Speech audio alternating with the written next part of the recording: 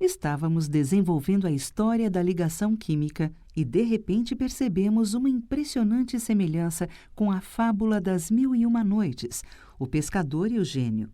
Assim como o pescador, ao lançar sua rede, encontrou a lâmpada do gênio por acaso, os cientistas, ao lançarem suas redes em busca de conhecimento, também fizeram descobertas acidentalmente. There was once an old fisherman who lived in great poverty. One day, after casting his net many times, he happened to pull ashore a brazen vessel.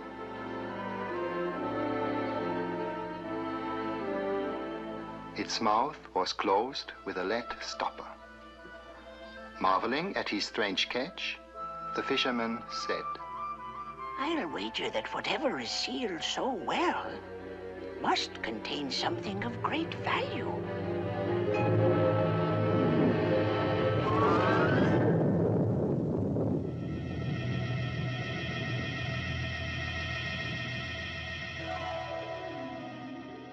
A história da ligação química está ligada a uma sequência de descobertas acidentais que começam com a descoberta do átomo. A ideia do átomo foi concebida na Grécia Antiga, no ano 400 a.C., por Demócritos, um filósofo de Abdera.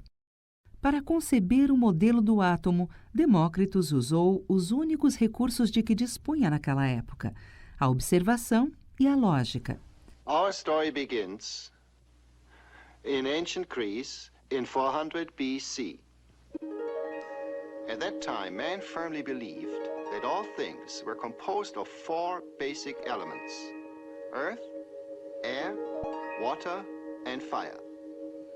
But Democritus, a philosopher of that era, thought that these elements could be divided into smaller particles. In fact, he even gave them their name, atomos, which means indivisible. I crumbled this earth to soil, and in turn crumbled this soil to dust. Now, if I could reduce this dust into its smallest particles, these would be atoms. This beach appears to be a solid carpet, but on closer inspection, we see that it is made of millions of grains of sand. If we think of grains of sand as atoms and pack them together, they can be molded into any desired form. So it is in this way nature uses these tiny particles, these atoms, to build all things: the earth, water, air, and fire. If air and fire consist of small particles, how can they rise? They would fall to the earth like a shower of pebbles. The man who disagreed with Democritus was Aristotle, a famous Greek philosopher. His philosophy shaped the thinking of man for the next 2,000 years. And so the idea of the atom was lost.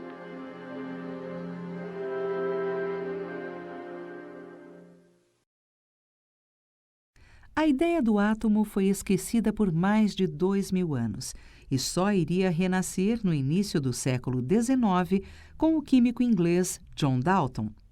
Dalton acreditava que Demócritos estava certo. Todas as coisas são feitas de átomos. Para Dalton, os átomos eram como pequenas esferas, duras e indestrutíveis, unidas por uma força desconhecida. One of the first men to explore nature's tiny realm was John Dalton, an English chemist. This was early in the 19th century. It was he who revived the idea of the atom. I believe Democritus was right. All things are made of atoms. Take copper, for instance. My drawings show how the atoms group together. They are like little, hard, indestructible balls, with some unknown force acting between them. When the atoms pack together, layer upon layer, millions upon millions, then they build a tiny crystal. And when the crystals combine, they form the copper metal, we are so familiar with.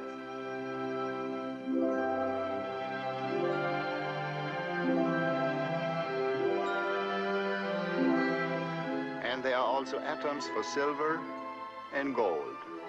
There are different kinds of atoms everywhere. Atoms for sulfur in a match. Atoms for carbon in every ordinary pencil. Atoms for mercury in a thermometer. A different kind of atom for each element. But most of nature's creations are mixtures. This glass is a mixture of different kinds of atoms. The wood here, another. This book is composed of more mixtures than I could name. O mistério da estrutura do átomo começou a ser desvendado no final do século XIX, em 1897, quando o físico inglês J.J. Thomson, ao conduzir um experimento sobre condutividade elétrica em gases, assim como o pescador da fábula, descobriu acidentalmente o elétron. Thomson observou que, ao aplicar um campo elétrico no tubo de raios catódicos, os raios catódicos eram atraídos pela placa positiva. Os raios catódicos eram, portanto, formados por partículas com carga elétrica negativa. Thomson também descobriu que os elétrons eram partículas que tinham massa. Os raios catódicos, ao baterem em uma ventoinha mecânica posicionada dentro do tubo, a faziam girar. Então, eles possuíam massa e, consequentemente, eram matéria. A descoberta do núcleo por Ernest Rutherford no início do século XX, em 1911, finalmente desvendou o mistério da estrutura do átomo. Rutherford descobriu que aquela pequena esfera, dura e indestrutível de Dalton, era formada por uma gigantesca nuvem de elétrons. No centro desta nuvem estava o minúsculo núcleo do átomo. The year was 1911.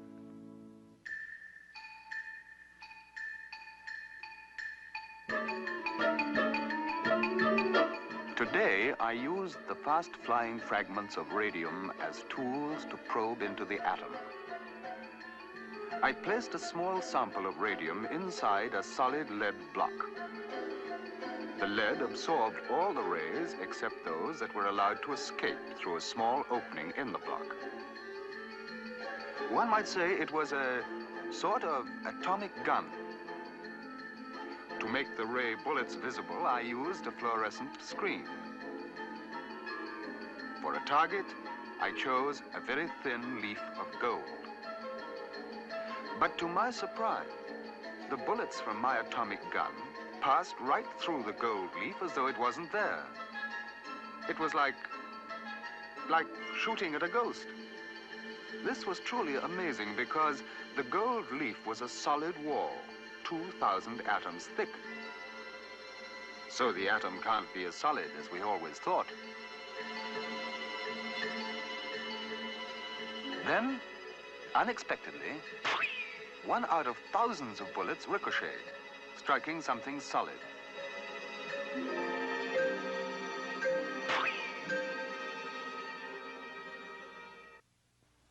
I can only conclude, then, the atom is mostly empty space, like a cloud or shell. But occasionally I hit something solid. It must be very small, a tiny particle in the center. I shall call it the nucleus of the atom. With Rutherford's discovery of the nucleus, scientists began to understand how nature builds her atoms. The shell of the atom appears solid, just as a fast-whirling fan seems solid. Actually, the shell is composed of a whirling swarm of tiny electrical particles, called electrons. They circle around the nucleus like planets around the sun. So the atom is like a tiny solar system. But scientists are ever curious. Like the fishermen who examined the vessel he had hauled ashore, they began to probe the atomic nucleus for its secrets.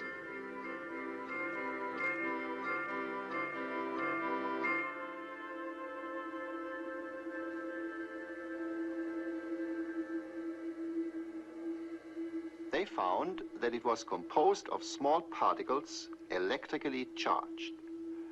They called them protons, which means primary particles. Later, to the great surprise of science, other strange particles were discovered in the nucleus. They had no electrical charge. They were neutral, and so they were called neutrons. At last, the mystery of the atom structure was solved.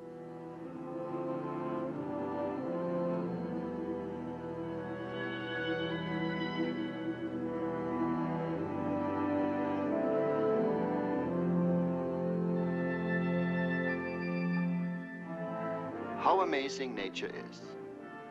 Think of it. There are countless solar systems of atomic suns and planets in everything.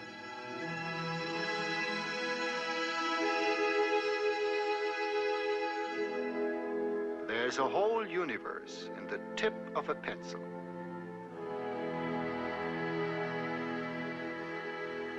Even in this tiny pencil dot, there are billions of times more atoms than there are people on our Earth. Depois de descobrir a estrutura do átomo, os cientistas queriam saber como os átomos se agrupavam para formar a matéria. Essa descoberta foi feita pelo físico alemão Walter Kossel e pelo químico norte-americano Gilbert Lewis. Para descobrir como a natureza agrupava os átomos, Lewis e Kossel usaram os mesmos recursos dos gregos, a observação e a lógica. Eles observaram que apenas os gases nobres existiam isoladamente. Essa estabilidade intrigava os dois cientistas. Deveria existir alguma particularidade em suas configurações eletrônicas que justificasse esse comportamento. A resposta veio em 1916. Ao observar que a última camada eletrônica dos gases nobres era completa, descobriram que os átomos formavam ligações químicas para alcançar a configuração eletrônica dos gases nobres. Vejamos através de um exemplo como isso acontece. Um átomo de sódio tem um elétron na camada de valência e 8 elétrons na segunda camada, a camada estável de energia. Um átomo de cloro tem 7 elétrons na camada de valência. O átomo de sódio, ao transferir seu único elétron de valência para o átomo de cloro, torna-se um íon de sódio com carga positiva. Como a segunda camada do átomo de sódio tem 8 elétrons, o íon de sódio adquire a configuração eletrônica do gás nobre neônio. O átomo de cloro, ao ganhar um elétron, torna-se um íon cloreto com carga negativa. Fica com 8 elétrons na terceira camada e adquire a configuração eletrônica do gás nobre argônio. Esses dois íons foram usados apenas como recurso didático para enfatizar que sua configuração eletrônica é igual à dos gases nobres. Eles não têm significado físico porque não seria possível isolá-los, nem mesmo em laboratório. Um cristal de cloreto de sódio é formado por muitos íons. Em um minúsculo grão de cloreto de sódio, existem bilhões de vezes mais íons do que pessoas em nosso planeta. Cada íon do cristal está submetido à ação das forças eletrostáticas de repulsão causadas pelos íons de mesma carga e às forças eletrostáticas de atração causadas pelos íons de carga oposta. Se calcularmos a força resultante, veremos que cada íon é atraído pelo retículo cristalino. Através desta interpretação física, podemos compreender melhor a ligação iônica. Nós herdamos o conhecimento dos grandes pensadores do passado. Eles nos deram o conhecimento do átomo. Repousa em nossas mãos usar esse conhecimento com sabedoria. Assim como o mago da fábula, a ciência está ao nosso dispor para atender nossos desejos. Esses desejos serão atendidos se usarmos a força do conhecimento herdado em memória das mentes e dos corações desses brilhantes cientistas.